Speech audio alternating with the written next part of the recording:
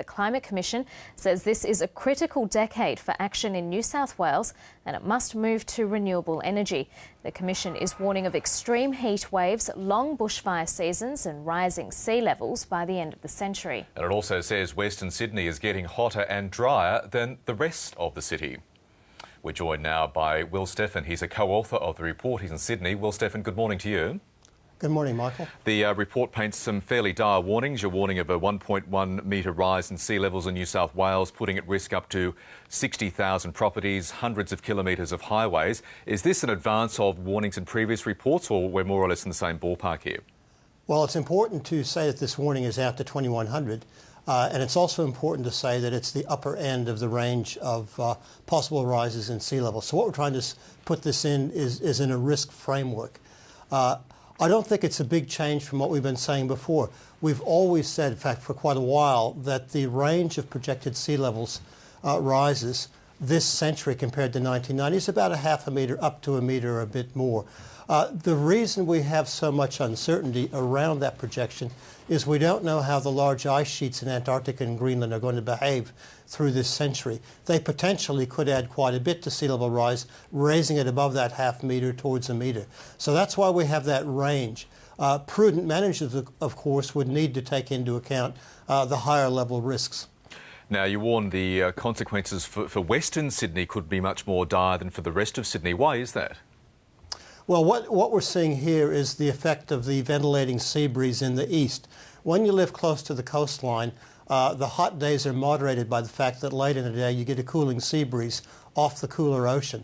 That sea breeze in general doesn't penetrate to the western suburbs of Sydney, and that's why you're seeing higher temperatures out there. In fact, the number of hot days in the western suburbs has increased by about 60% since 1970, whereas we don't see a trend in eastern Sydney. It's mainly an issue of the sea breeze. Now, you concede it's pretty hard to get this message across when Sydney-siders in particular have gone through an unseasonably cool summer. As we all know, there's been lots of rainfall in Sydney and various other parts of New South Wales. How much harder, Will Stefan, does this make you, this task of warning about the potential dangers of climate change to potentially sceptical Sydney-siders? Well, I think we need to take a long-term perspective on this, and it actually isn't just a long-term perspective into the future.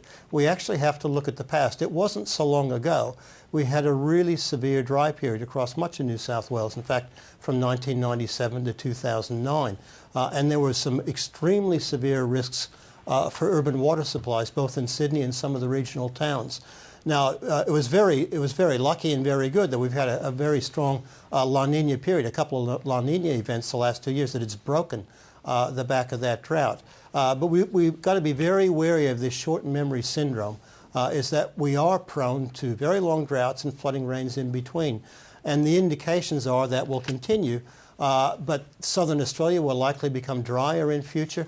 And if we look toward the second part of the century, it's more likely than not that we'll get heavier rainfall events. So we may see an intensification of the pattern that we already know. So I think looking at just one part of that pattern a couple of years can be extremely deceptive. We need to take a longer-term perspective. And what policy actions are you calling for, obviously beyond the implementation of a carbon tax and ETS, which you'd support? Well, there are two things that we can do. An obvious one is we have to adapt to this, and people already know this. I think engineers and other managers are already adapting, and that's something that will have to be ongoing as the climate continues to shift. The way we put it is we have to adapt to the unavoidable, but we have to avoid the unadaptable, which is taking that long-term perspective. To do that, we need to get emissions down as our part in a global effort to do so.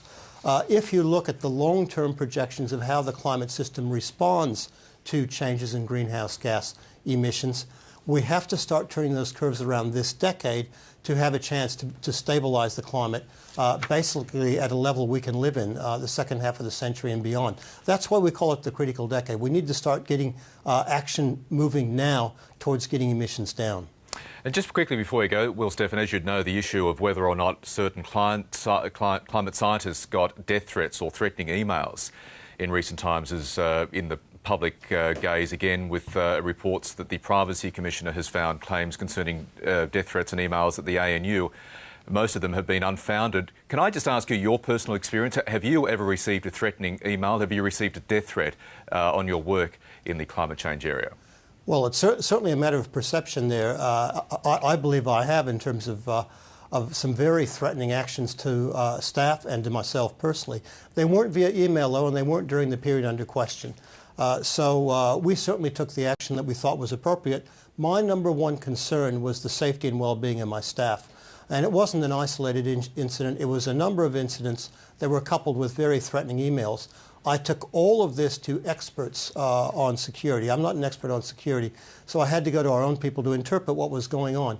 Their expert judgment was we needed to take some measures to ensure the safety and well-being of my staff, and that was my number one priority. So you certainly got the impression you and your staff were under direct threat?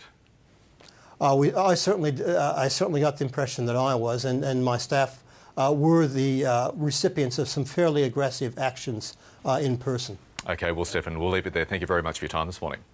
Yes, thank you.